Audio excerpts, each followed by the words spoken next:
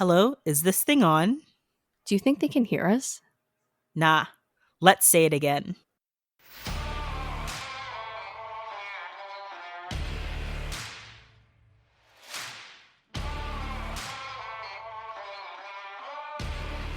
Hi, and welcome to the Gritty Nurse Podcast, an unfiltered discussion related to health and healthcare. My name is Amie. And my name is Sarah. And we are your podcast hosts. If you're listening on Apple Podcasts, Spotify, Google, iHeartRadio, Amazon, or any other podcast listening platform, don't forget to subscribe so you can get updates to when we have our latest episodes. Also, don't forget to rate and review us. And if you like what you're hearing and you love our advocacy work, don't forget to go to www.grittynurse.com and click on the donate button.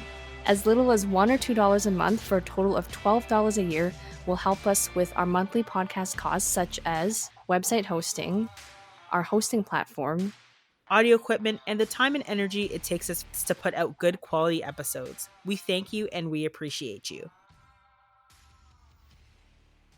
All right, here we go. Let's do So this. today we are actually going to be talking about autism because April 2nd, right? Yeah. April 2nd is World Autism Acceptance Day. In the autism community, a lot of people refer to it as Autism Acceptance Day. we were actually wondering, Ben, if you wanted to introduce yourself to the audience, just tell them a little bit about yourself and anything that you'd want them to know. Okay, so my name is Ben Goods, and I am 17 years old, and I am a high school student, and I am on the autism spectrum. I am autistic. Okay, and the second guest we have today is actually Amy's son, Tristan. So Tristan, would you like to introduce yourself? Hey Tristan, This how is are you? useless. How are you, man? Say hi. Hi, What's your name?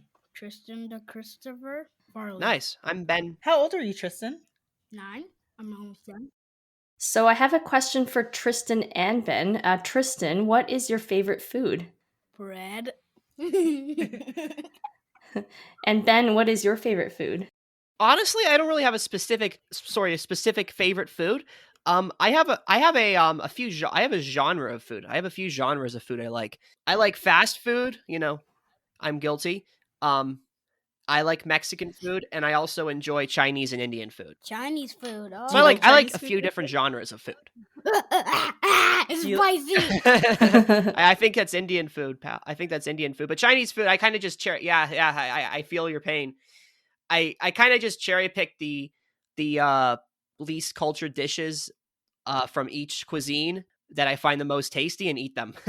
Well, maybe you're like Tristan. Tristan likes bland. Well, I shouldn't say bland food. He likes a lot of starches. I'm also pretty guilty of that too.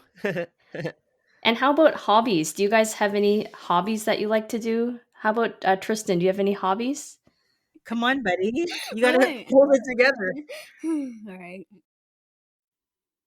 How about you, Ben? What are your hobbies? I honestly, right now, I have a few different hobbies. I have one of my hobbies right now. My biggest hobby is, especially since the beginning of the pandemic, is investing, trading Amazing. stocks. So you trade stocks. Yes, I do. What kind of stocks do you trade? Well, I like to keep my portfolio pretty diverse. So I trade, I do have some ETFs I trade, and I also trade tech stocks, value stocks, growth stocks, and I have a handful of stocks and ETFs that I hold on to indefinitely. And some of the stocks, I try and buy them below their median price, and I sell them when I think they're getting to when they're far above their median price. That sounds amazing. It sounds like you're really great with numbers and you're good with finance. Any sort of plans for a career, or what are you thinking? I think so. I think I would want to be a real estate agent or a public speaker, or perhaps both. And I would also build up equity and build up a investing business. That is great. And Tristan, do you have any ideas what you'd want to do when you grow up? I'm just gonna be. Gonna be regular. I didn't even know what I wanted to be grow up when I was your age. I didn't even know what I wanted to be when I was your age, Tristan. Well, Tristan, hold on. Come back here. Why don't you tell Ben what your favorite movie is? Polar Express. We got a new movie. SpongeBob movie, Spunk on the Run. Nice. And Tristan, if you could have any superpower, what kind of superpower would you want? Spider-Man. You want to be like Spider-Man? Yeah. Wait, if I got bit by a spider, the radioactive spider, it will do like this. That's why that hurts. And then what would happen? I stick to the bottom of the wall, like up there. Would you be like Miles Morales or like the original Spider-Man? Regular Spider-Man. The original Spider-Man. No, God, no.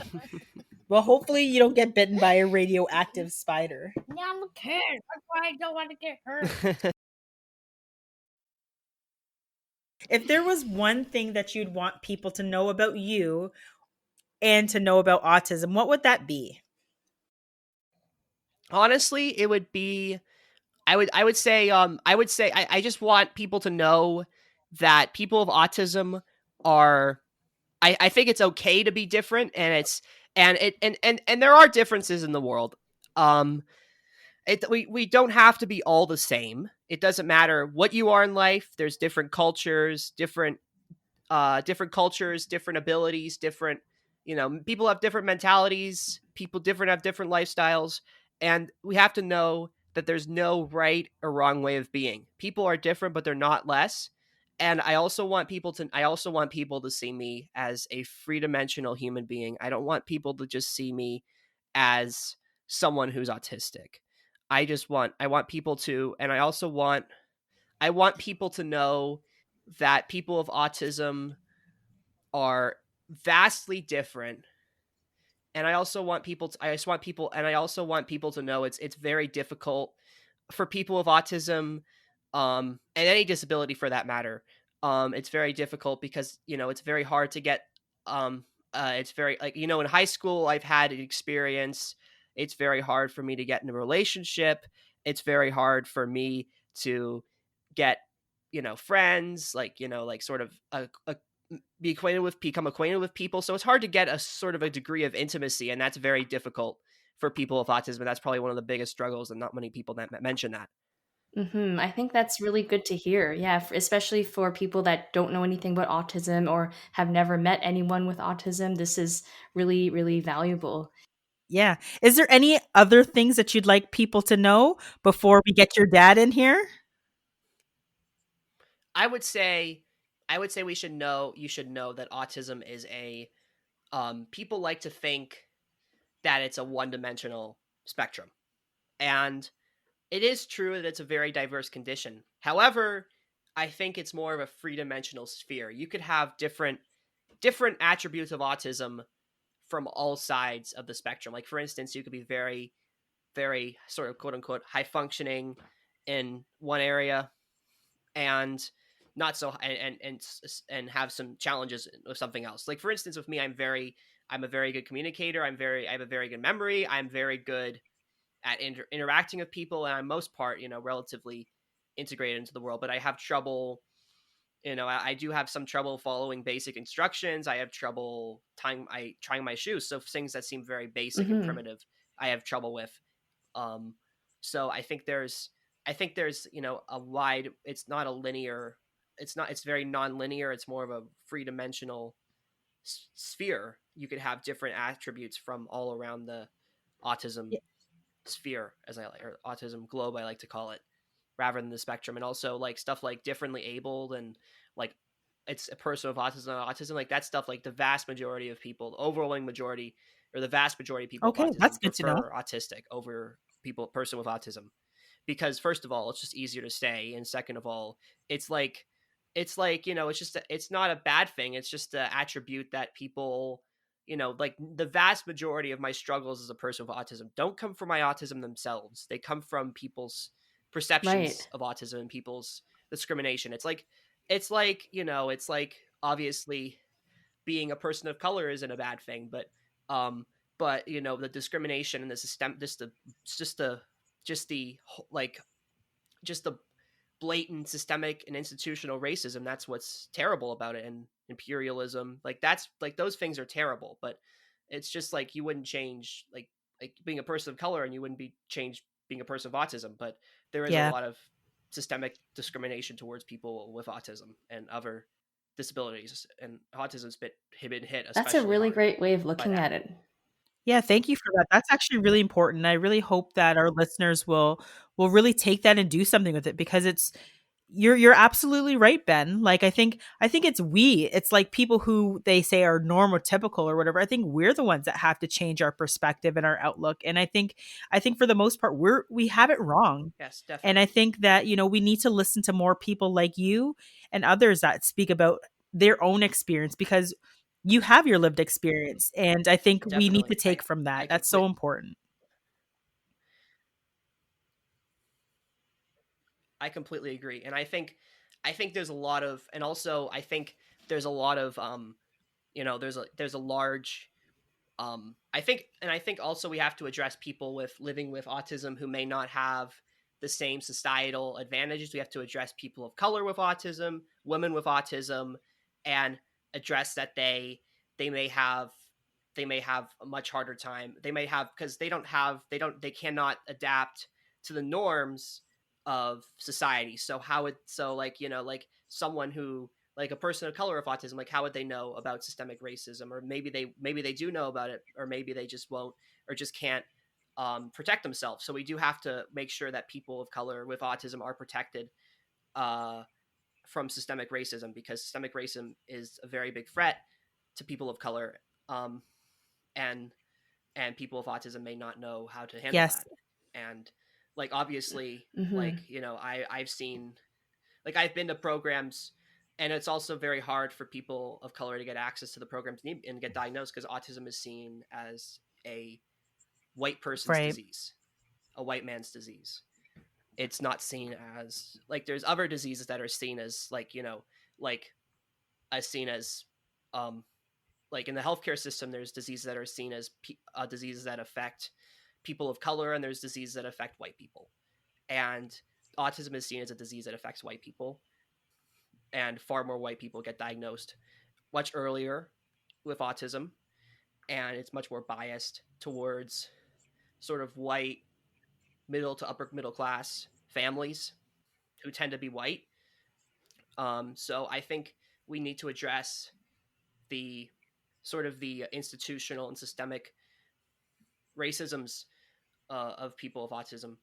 And like most of the programs I've been to, there are very few people of color. It's mostly, the overwhelming majority. It's overwhelmingly white. Right. Um, and so it's Mm-hmm. much Mm-hmm. anecdotally, I can tell you this right now, like at Ron Joyce and at other programs I've been to, there are far more white people than there are in the general population. Mm-hmm. And it's just something that we do need to acknowledge, and we do need to acknowledge it, and we do need to protect those with autism who are part of marginalized communities. Absolutely. You've touched on so many important Mm-hmm. points. And I'm very lucky because I've been in a very privileged position. My family's sort of middle to upper middle class. But you can imagine, if I didn't have access to the same supports, if my family didn't have the same, you know, equity built up, it Mm-hmm. would be very difficult. Like we talk about brutality and brutality towards people who are special needs from the police and people of color, and that's just kind of compounded. Like a lot of people with autism don't Yeah. know the reality about it. Like are you supposed to, like, I think these are very tough conversations, but these are conversations we really need to have.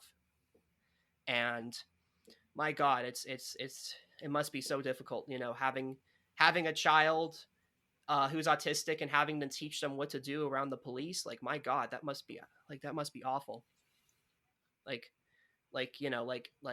it's just like it's heartbreaking.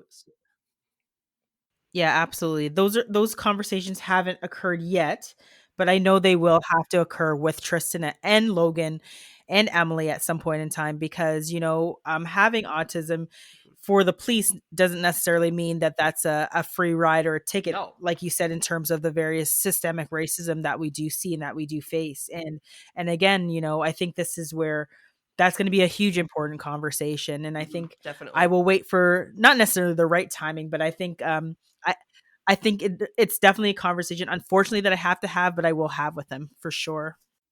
Yeah, and I think also autism is not it's not something that you can see. It's not a No. physical Like, disability, right? So when people no. see you, first of all, they don't realize that you are autistic, and I think that's part of the issue too, is that it's not something you can see, but it's something in your behavior, and there's nothing wrong with it, but it's just different.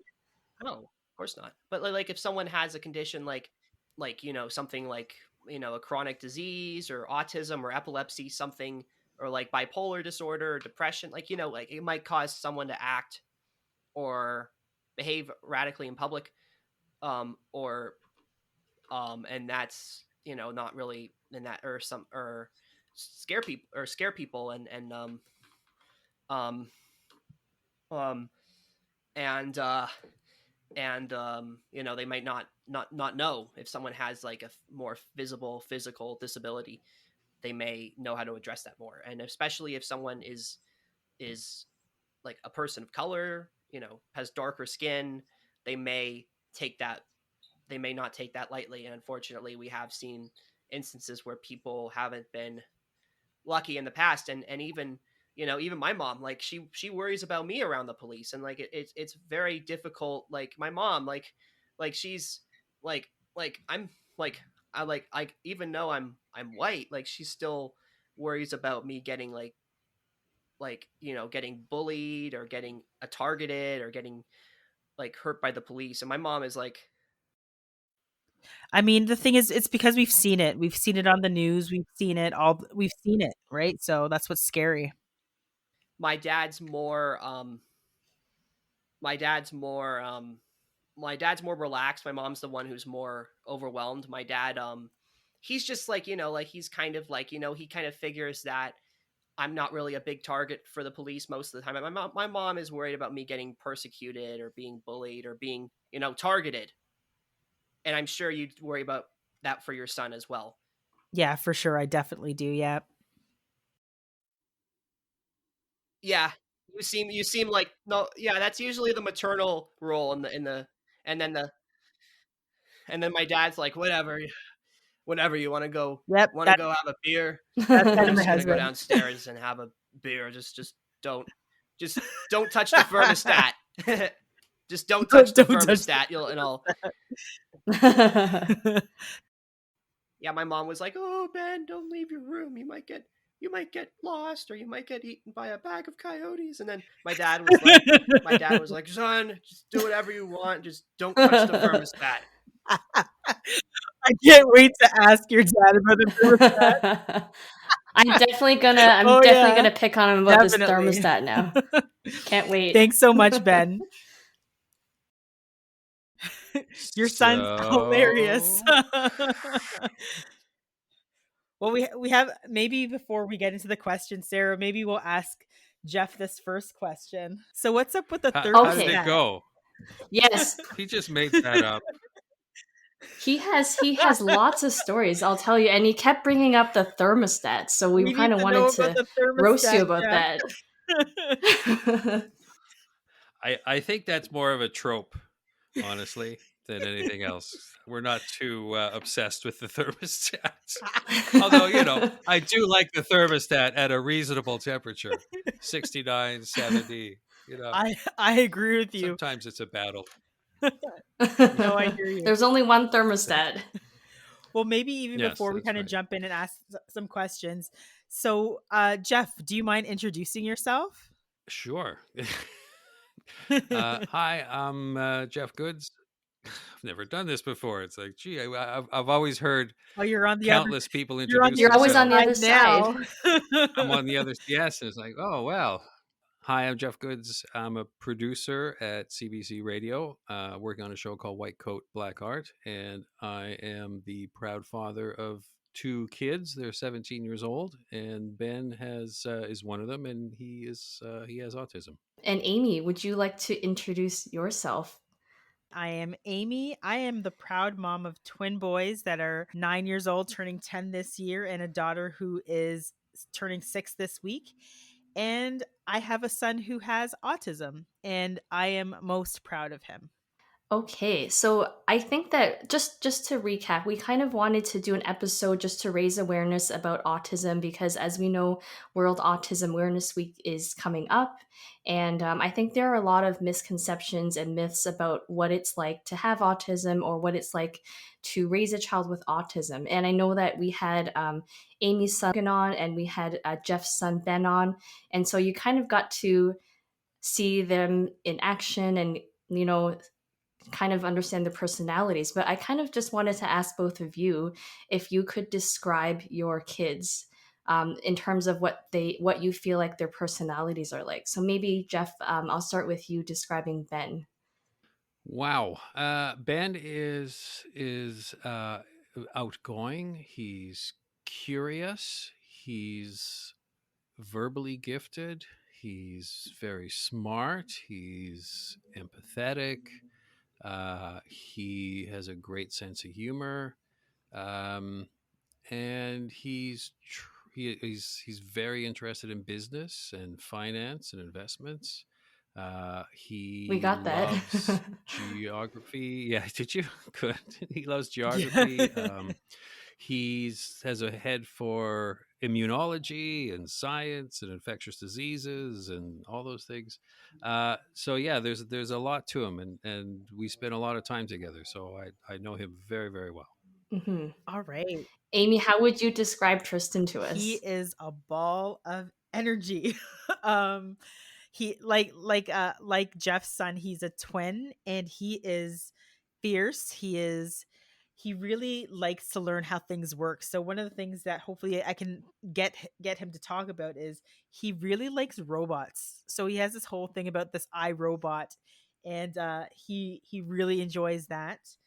um he's just really quirky and he's really funny, and I think sometimes he surprises me in terms of some of the things that he says, some of the things that he does, and I think just all around he's just a really loving kid. I mean, we definitely saw that he's interested in trains, so robots make sense, just the mechanics of it all. He probably likes taking things apart and seeing how everything works.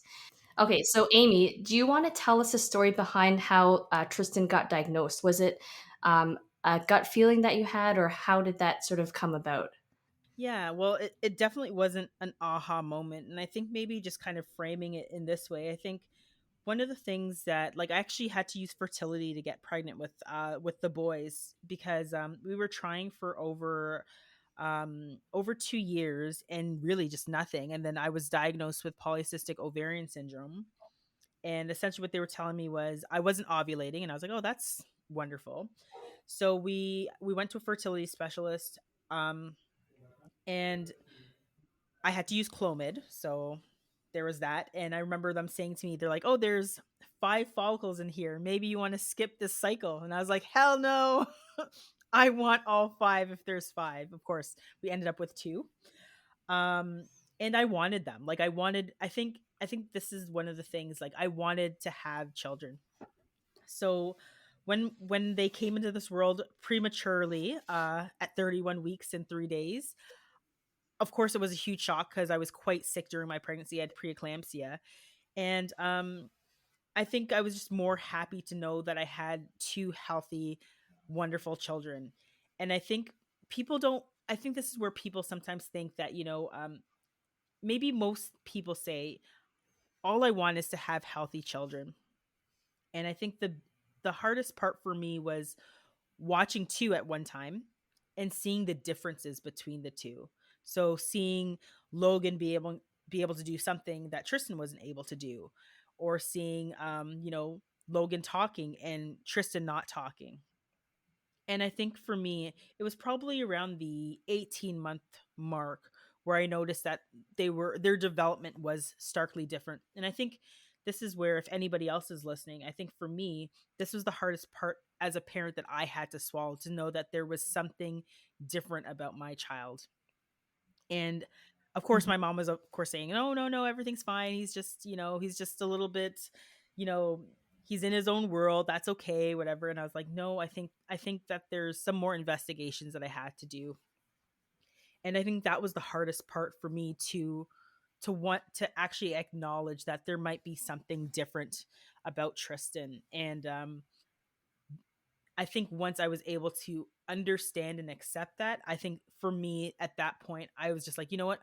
It doesn't matter what it is. I just want to make sure that I can give him the best opportunities available, make sure that, as a parent, I do my due diligence to make sure that he gets what he needs. And then he did get the diagnosis of autism, which wasn't actually definitive. We actually had to fight for it, which is kind of really bizarre. knowing the fact that we knew we were getting to a point. So, like, fast forward about 2 years. So now he's around 3 or 4, school age, and knowing that he needed some extra support. And we knew that as he went into school, he might need some extra support, whether it's an educational assistant or whatnot. And I remember the neonatologist saying, "Well, his results um are what was the word that she used? I think she said that they were not definitive enough." And I said, "Excuse me." At the end of the day, I wanted to make sure that my son can get all the resources that he should, because I already know that he's going to be disadvantaged, whether it's that, he's not focusing as much or all these different things. And she was like, "Well, because the results are inconclusive." And I said, "You know what? I'm going to stop you there. We know that he's following this type of trajectory. You need to do this." So Mm-hmm. he got the diagnosis when he was around 3.5 with autism, and it was the best decision that we ever made, because we know if we didn't do anything, we would be going through this whole system, navigating it blindly. Because I could tell you one thing, that they really don't set people with disabilities up for success. Like, I don't understand why the system makes it as difficult as it is, but we had to pretty much fight for him to get this diagnosis. And then, like, still today we're still fighting. But I think at the end of the day is, I just wanted to make sure that I had the best resources and support for him, and I was going to do that kind of whatever way I possibly could. And I think as a parent, there was many times that I cried. And I know I'm like trying Mm-hmm. not to get upset. And I think that it was just, every milestone, you're like, is my son going to be able to speak? Is he going to be able to eat ice cream? Or is he going to be able to, put his shoes on properly? Is he going to have a girlfriend? You grieve all of those milestones at various different stages, but there's so much more to him as a person, that with every Mm-hmm. milestone that comes that he actually achieves and does really well with, I say to myself, it's me who needs to change my perspective on thinking about the way Tristan is and how he's growing up. And it's us who really have to do the hard introspective work. That's really great for you to share, and I think that I kind of understand now where all of your fire for advocacy comes from, because you've had 9 years of experience just Yes. with your son from the very beginning, from fighting for that diagnosis, fighting for resources, just advocating for him every step of the way, like every experience he has with the medical system. I see that all now. And Jeff, I'm just wondering, because we heard from Ben that he is a twin as well. So I just wondered if you could share your experience with when and how Ben was diagnosed with autism. Yeah, it's interesting. That's such a coincidence. So yeah, so I'm I have to reach back a little farther, so I have to think. I remember Ben was diagnosed really early, and he was just shy of 2 years old, and it was a huge surprise, quite honestly. And there was this great pediatrician in Hamilton back then, and his name was Lonnie Zwagenbaum, and he took off to Alberta. They gave him all this money and a big, clinic or something. I don't know what, but at the time, of course, it was, and I know Ben's talked to you about the different parenting styles between moms and dads, and Mm-hmm. and at the time it was Aaron who was noticing, things that weren't milestones that were, being a little missed, and things that were going on, and she started getting a little suspicious. And we had his hearing checked because we thought, maybe that might be part of it, and we had gone to early words, which is sort of the starting point for things like to help.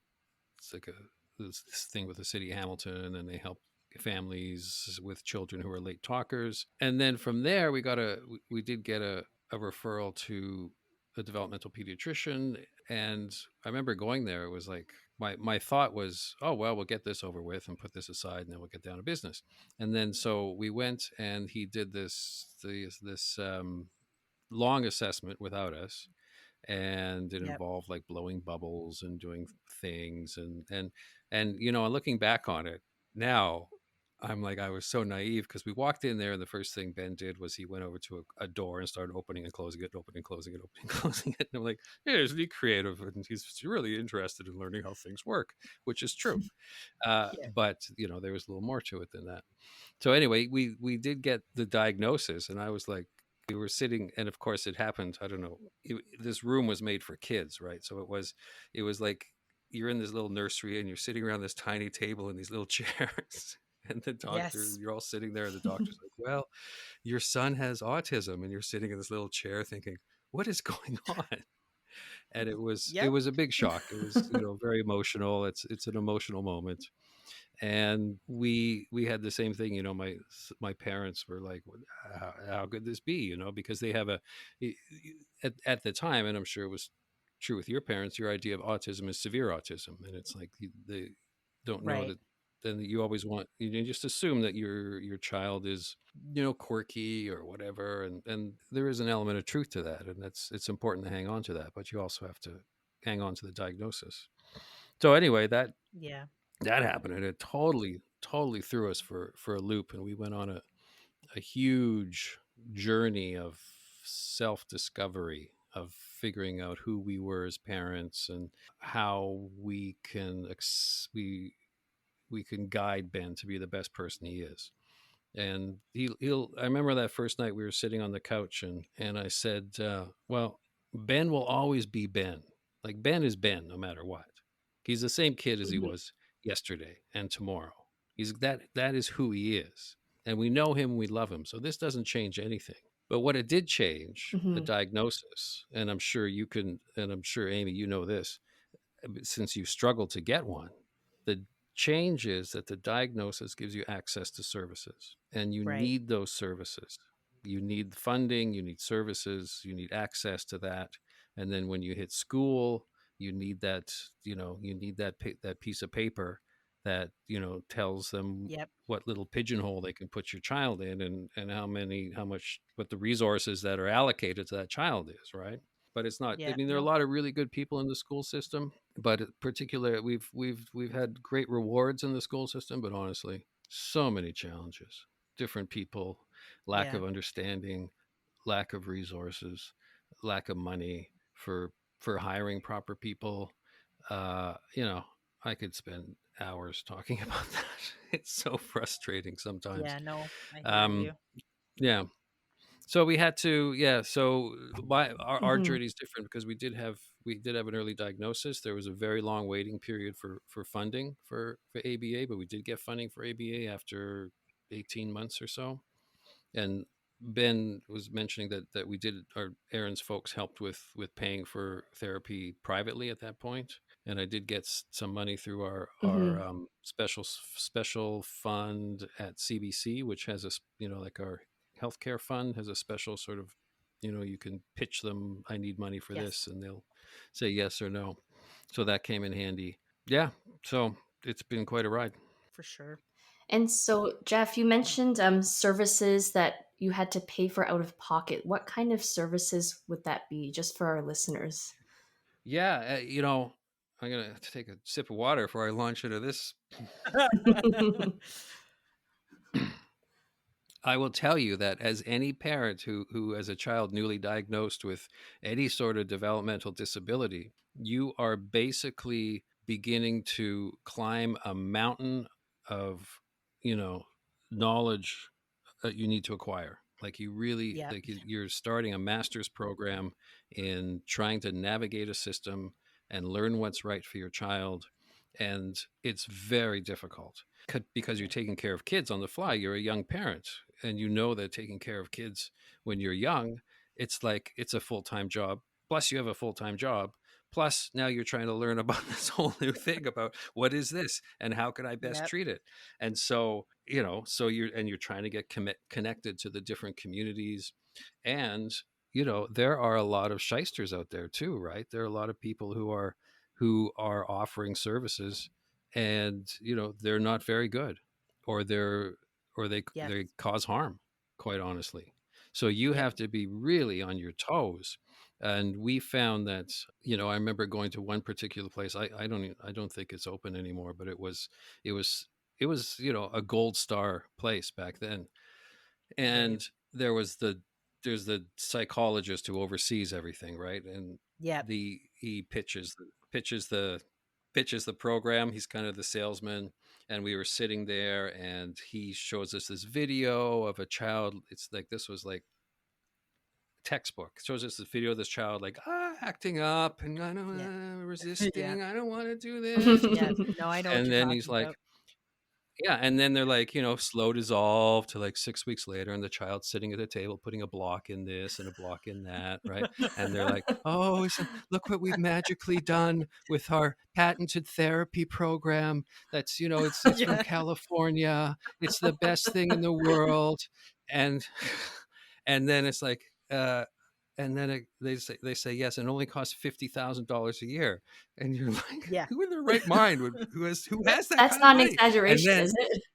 No, it's it's not an not. exaggeration. It might Crazy. even been more. Yeah, honestly, it may have been more. And then he pulled this part out. I'll never forget. He pulled out like this graph, and he said, and there was two lines on the graph. There was like this line going up, which was the child who was having behavior therapy from their expensive program, and then there was a line going down, which was a Oh, child not having. wow. Yeah, and he's like, as you can see from this scientific graph, the child who you're not spending $50,000 a year on is going straight down to God knows where.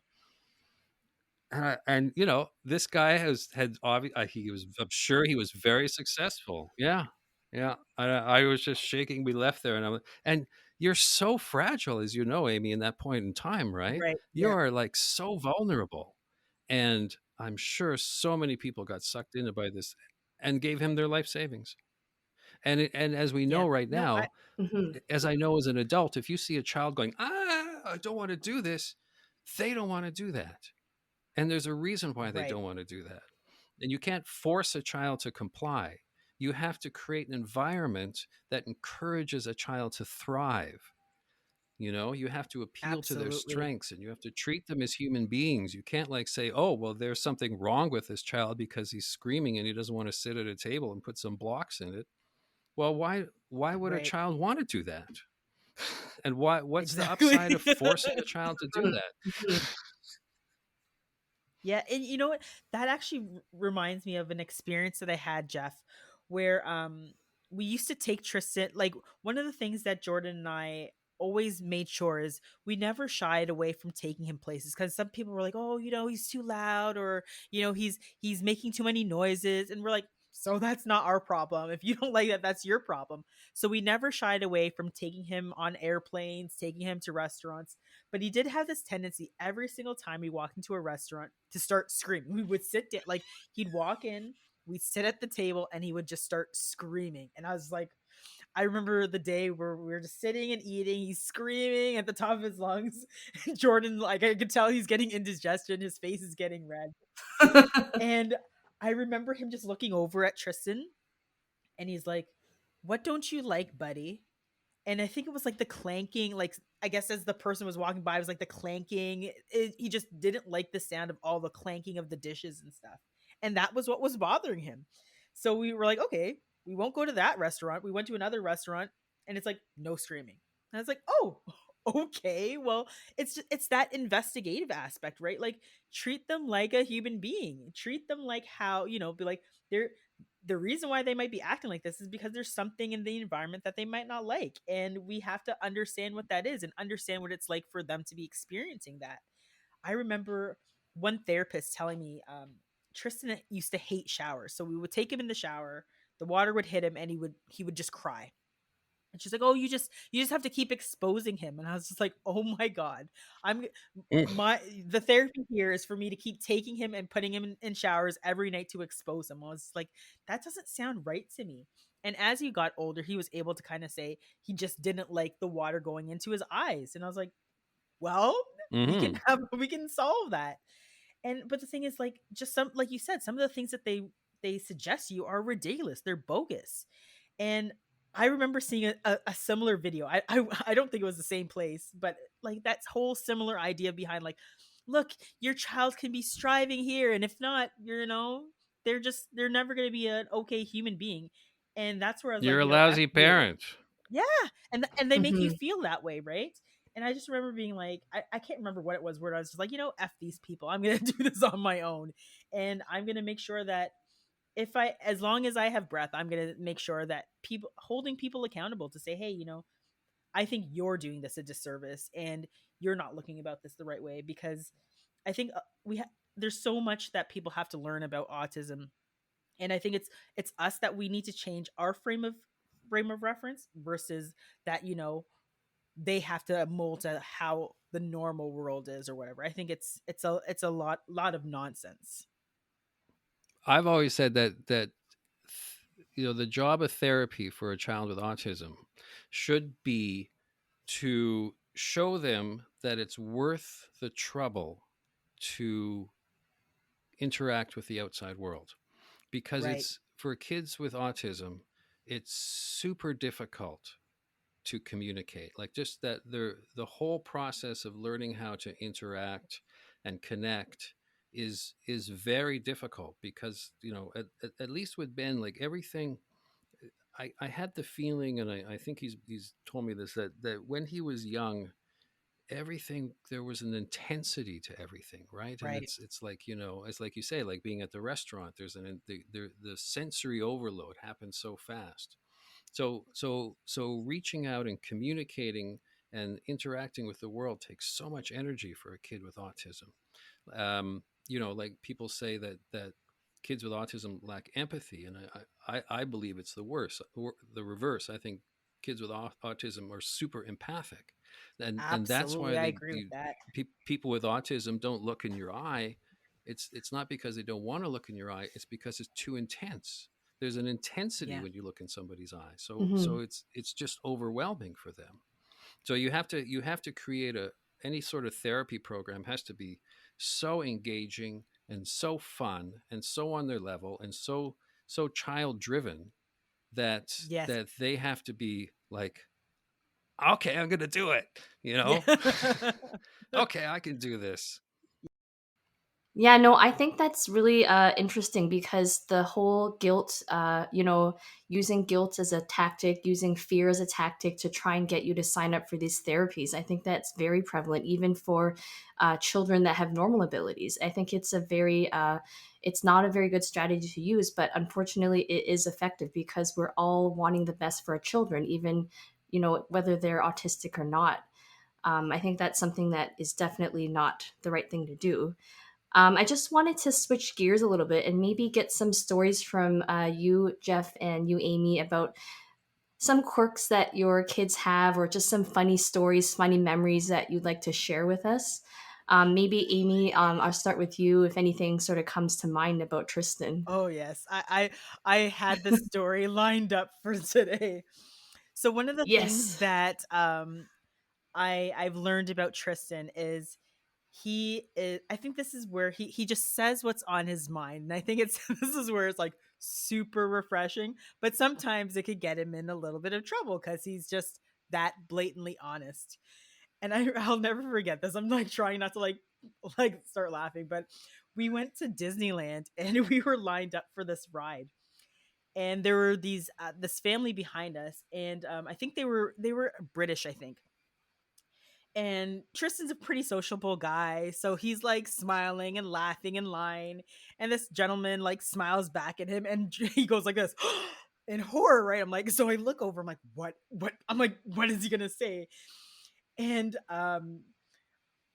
the guy looks at him, he's like, what's the matter? What's the matter? Did I scare you? And he's like, he starts pointing. I'm like, don't do it, Tristan. He's like, where are all your teeth? And I'm like, oh my god. I'm like, oh my god. And and then, because I'm the parent, I'm like, so I grab him, I'm like, I'm so sorry, but my son is just brutally honest. And then my husband looks at me, he's like, you must have autism too, Amy. And I was just like, oh. And then, of course, we're in line at Disney for another like 45 minutes with these people standing behind us. And it was just like, he was like, oh, yeah, it's fine, it's fine. But I was mortified. And of course, Tristan was just like, yeah, I just told him that he has no teeth. He has no teeth. And I was like, and he just kept talking about it. I'm like, Tristan, please stop. Let's move on to another topic. But that honesty, right? That like he sees things as they are. And sometimes he even catches me and says like, "Hey mom, like, like I might be sitting there thinking, he's like, "You look really angry." And I'm like, "Oh, like I'm not trying to be angry, but it's like your face says anger." And I'm like, "Okay, you're probably right." And I find that very refreshing. But of course we do need to curb some, like let him know when it's appropriate to say certain things versus not, but definitely an interesting quirk of his. Hmm. Amie, I remember recently you had posted on Oh Facebook, you yes. had asked Tristan to pour the smallest cup of juice possible. So in my mind, I'm thinking like you fill a glass like this, about this high. But what he actually did was he thought of it literally and he found a tiny little toy It glass, was like from almost like a Emily's shot glass, bedroom. and filled it Yeah. with juice. And he didn't spill it. But the thing is, that's what I asked him to do. I said, because I heard him fumbling around in the kitchen. I'm like, I just want this, like the smallest glass possible. And then he's like, okay. And he ran upstairs. I'm like, what is he doing? Like, why is he leaving the kitchen? And I hear him fumbling around, and he is proud. He's walking with this plastic like miniature cup, and he's like, "Here, mom." I'm like, so I burst out laughing. I was just like, but that's what I asked him for. I asked him for the smallest cup possible of apple juice, and that's what he did exactly what I asked him to do. Nice. Jeff, do you have any sort of quirky or funny stories that you'd want to share about Ben? I'm kind of putting you on the spot. I know I didn't prep you for this. Where where do you start? I was gonna say, Ben Where is do the you begin? I character. will tell. Yes. Honestly, it's like it never ends. But I will tell you this one thing. Um, when Ben was younger, and I know that Tristan is right into the trains now, right? And Ben went Yes. Yep. certainly had his train phase, and we ended up taking.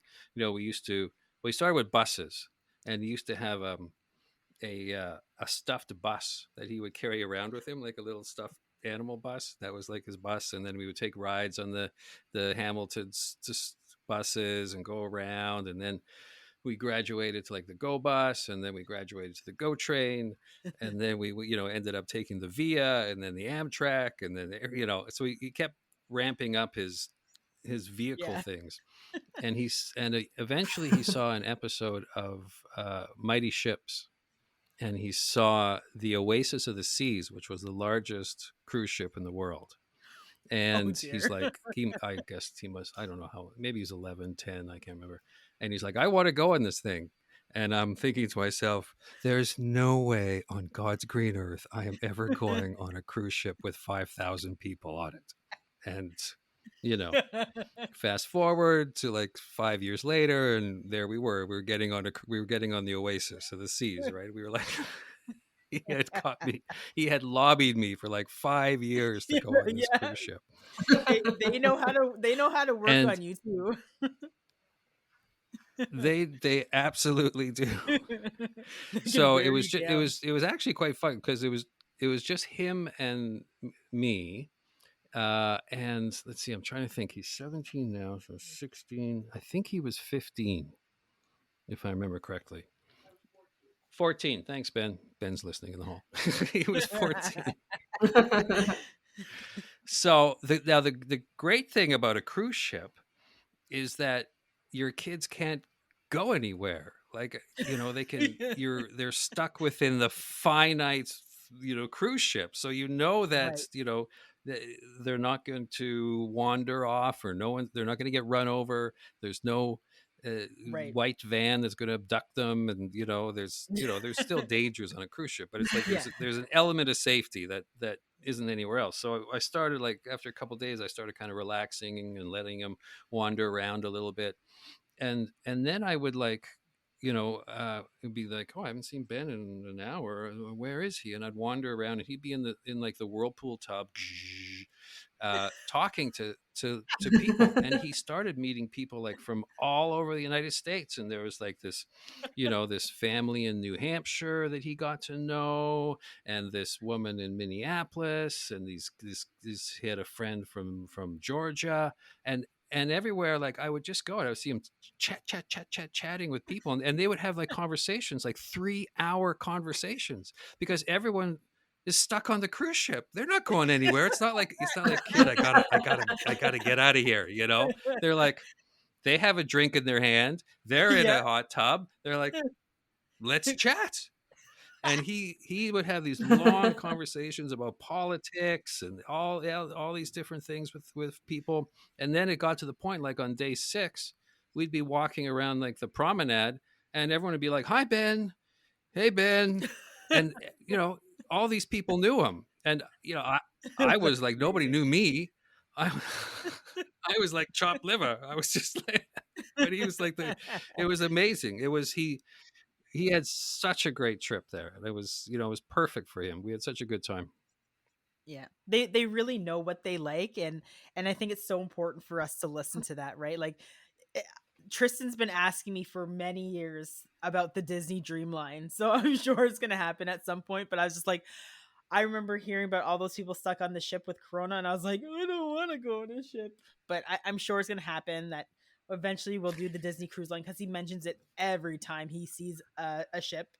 And he YouTubes these videos. Like I don't know, he'll all of a sudden he's on YouTube and he's watching about Disney Dreamline, or he's like he could tell me the different variations of the Disney ships, and I'm just like, okay, we'll get to it at some point, but they are very persistent. That's for sure. Yeah, I could see Yeah. Tristan, pestering you about when, as soon as the lockdown ends, like, when are you going to book this, Mom? When are you going to book this? I want to go They've on. already begun. Trust me. I just wondered what are some common misconceptions that you want to sort of clear up about autism or raising a child with autism. I think one of the things that people have to understand is it is a spectrum disorder, or I should say, it is a spectrum. And I think people like to lump and like Jeff was saying, like even my family, because I think when you think about like West Indian culture, and when it comes to mental health and various things like this, that they tend to be, you know, either he is perfectly fine, or he he doesn't really have this issue. It's like we're putting it on him. And it's like, no, he actually has autism. There's a lot of studies out there, and I have to kind of do the whole rigmarole of explaining it. And I think people just need to educate themselves a little bit better and understand that, that there is a variety of different ways that people can be this way. And I know even when I was working as a teacher, as a nurse, and I would mention that my child had autism, they'd be like, "Oh, is he high functioning? Can he talk? Can he do this?" And I was just like, "So it's not about his. It's not about these labels that a lot of places put on children with autism, or organizations put on people with autism." And I think we just need to get away from some of these labels and understand that, yes, they have this disability, but it's really actually about the abilities, because I actually find that he has a lot more that he can do that other people can't do as well. And I think people have to understand, Mhm. it's yes, we understand that there are those complexities, there's those challenges that they have, but there's so much more to them than just those challenges. And it's really about us understanding how best we can help them and support them when they're having these, I guess, issues. So one of the things that Tristan struggled a lot with was speech. And I think it's just, if I was to be able to speak to someone to say, hey, my child has autism, I think what I want is just for them to listen. Because I think they'll all of a sudden throw out, hey, I know this person, this famous person has autism, this person. And I'm just like, that's not my kid. Like, just listen to me, or interact with him, and you'll see who he is for himself, as opposed to all of these labels. So I think that would be my first kind of thing that I'd like to say to people about understanding what it is like to have a child or to live with someone who has autism. So let them be themselves, and understand who they are by engaging with them. And the other thing, oh yeah, I'm going to throw this one out there too. The other thing is, people were really afraid of Tristan, which was really weird. Um, he was very, very touchy. And I think that's just from our family in terms of, and what I mean by touchy, he was very physical, and he liked to give hugs and whatever. Mhm. But for whatever reason, people were very afraid of him. And I'm like, he's a child. Like, he's doing childlike things. He's not going to hurt you. autism's not something to be scared of. And I'm like, if you're scared of it, that means you just need to better understand what it is that's actually happening. It's just like the same as, like you're scared of a black person, you're scared of a Chinese person. Why don't you learn about that culture before you judge them? And there was a lot of fear surrounding the diagnosis surrounding when I tell people that he has autism, that they're really scared of him. And I think it's, you just actually need to get to know the person. And as soon as you get to know the person, you're like, wow, they're awesome, because people with autism are awesome. So I think it's just, again, dispelling those fear myths, and then really saying to the person, if you have fear, you need to do your homework. Absolutely. And Jeff, what are your thoughts? Very well said, Amy. I agree with Mhm. everything you said. Absolutely, and it's so true. And the thing that always pops out on me to me, and you mentioned it. It's listening, and to listening to your child, who is the way to success. That's how you're going to get through this. And I I think that we have a culture where we there is a lot of fear of difference, and Mhm. developmental difference is one of is something that people are just they're terrified of. It's hard for people to get around that irrational fear and spend time with people with any kind of disability, really, and to to get to know them. Like, I remember when Ben was diagnosed, I had a very good friend, who Ing Wang Ward, who was a disability advocate, and she worked at the CBC back then. And I went, and she was the first person I told at work that Ben had autism. And she said, "Congratulations. You are the parent of a child with a disability." And I was like, it wasn't the reaction I was expecting, Yeah, right? Because at the time you're like, "Oh, woe is me," right? And I was feeling self-pity. So I was like, because I thought, oh, this is going to be so difficult and blah blah blah. But then I really learned that that's absolutely true, that having a child with a disability, it opens up your world, because you're forced to think beyond the boxes of what society puts you in, because right. no Right. matter what's happening, you're on the outside, right? No matter what happens, you're on the outside, and you get to look at society through that lens. And it's very, very helpful, because you can see what works and what doesn't, and you can see, you immediately know who's empathic. You can judge, you can size up people very, very quickly on how they respond Absolutely. to your child, right? It's like the acid test, right? It's like, who your friends are right away. And it's that's very liberating, right? Because it cuts through the Yep. crap. It's like, oh, Absolutely. you're a good person. I can hang out with you. Yep. You not so much. I don't need you in my life. And that is very liberating too. That's a great thing. And then the other thing that I wanted to mention is the idea of inclusivity. And I think that's something that we really need to, as a society, need to do a lot better at. And individually, there's some people who are extraordinarily good at just being inclusive human beings, no matter who it is. But as a society, we do not do a good job of inclusion with disabilities. And that's certainly physical disabilities, but also developmental disabilities. And we have a way of shunting people off to the side who have developmental disabilities, or we'll treat them, you know, honestly, like, there's some people that treat them almost like pets. It's like they'll treat them Yeah. Right. as they'll be, you'll have patronizing behavior, and that kind of stuff. And it's like, oh, they're so cute. And, well, they're cute, but they're real people, right? They're real people, and they Right. deserve to be treated as such. And they deserve a seat at the table, right? And they deserve for us to make the Absolutely. time and the energy to give them a seat at the table, and listen to them, and create an environment where they can thrive. And that's something Yeah. we really Mhm. need to do. Yeah, actually, it's actually your son who brought up the whole aspect of intersectionality. And I was like, damn. And he was just like, we have to look at, visible minorities that might have autism. He's like, he's like, lots of people see autism as a white person's disease. And he's like, and I understand that. And I understand that there's, structural and systemic issues. And I was just like, you are hitting the nail right on the head. It's absolutely true.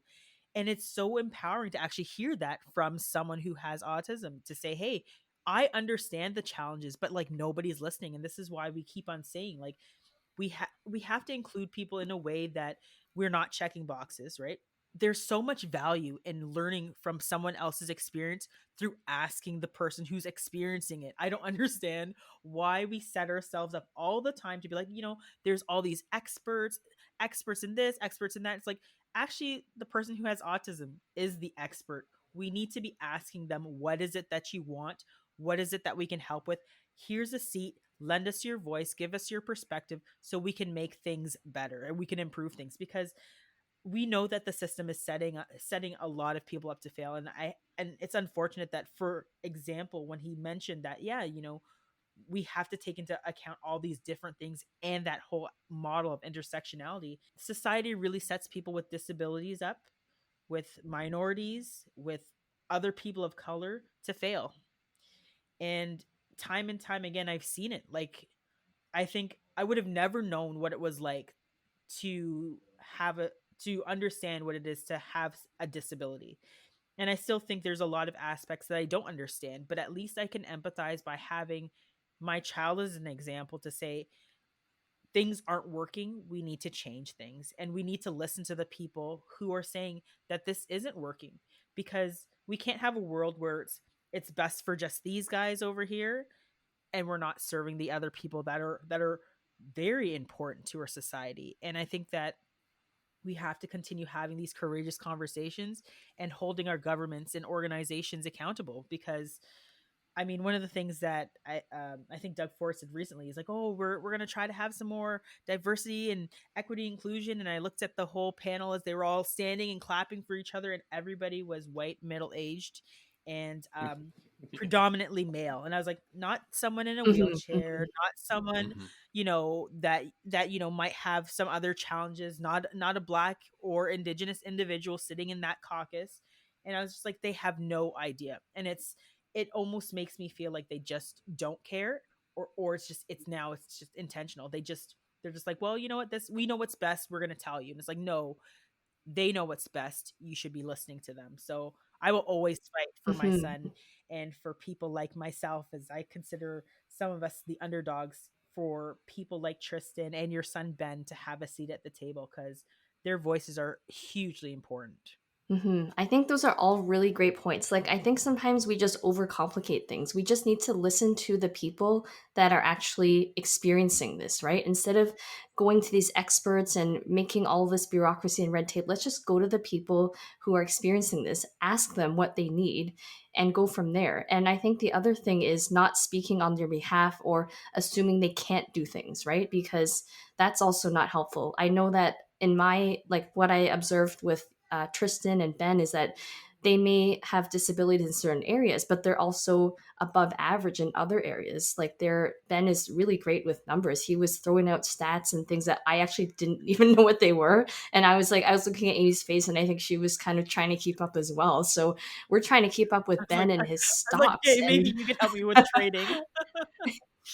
but he's so self-aware. Like, he told us that, he has trouble with socializing and relationships, and I think that's really great just to like get that part of the story from him.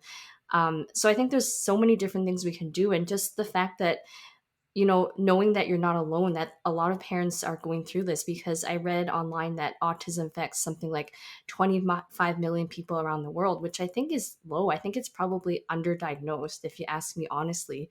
So I think there's just power in knowing you're not alone, and just talking to people that have experienced the same sort of things that you have is really powerful. I just wanted to throw in there in terms of the whole, and this was actually what Ben was saying. He was talking about like how representation matters. We need to see people with autism in politics. We need to see people with autism in medicine and healthcare and various different aspects, because I think they have such an eye-opening perspective that we miss all the time. And I think having that representation is hugely important. And I look forward to seeing what Ben will do in the coming years, as well as my son. Because Ben said to Tristan, he's like, hey man, I didn't know what I wanted to do when I was 9 years old. Because we asked Tristan, we said, what do you want to do? And he's like, I want to just be regular. And I mean, I can't wait to see what these kids, well, your son is a teenager, or a late teenager, what they're going to do and what they're going to become. And I think that's all to some of the hard work that yourself and myself put in, and I'll continue to advocate. And again, I think it's also just teaching your kids too, about how to learn to be inclusive, and what does that actually mean, and understanding that difference isn't bad. Absolutely. Hurrah! I'm the standing ovation for that. And I would say, just give focus. We have a culture that focus on deficits instead of gifts Yes, and assets, and so we need to focus on the assets and the gifts of people with disabilities, and not worry so much about, or not be freaked out by deficits, because we all have strengths and weaknesses, and we need to capitalize on the strengths no matter who we are, because if we do, we'll not only be better as individuals, but we'll be better as a society, because we'll be taking advantage of the resources that we have, the capital, the human capital that we have. And as you know, people with autism are extraordinarily creative. They look at things in very logical, yet absolutely. different ways. They're not bound by, being in certain boxes, and they can come with creative solutions to things that we haven't even dreamt about. So yeah, Absolutely. that's all I have to say is, like, let's go and change the world slowly, one little bit at a time. Absolutely. I agree.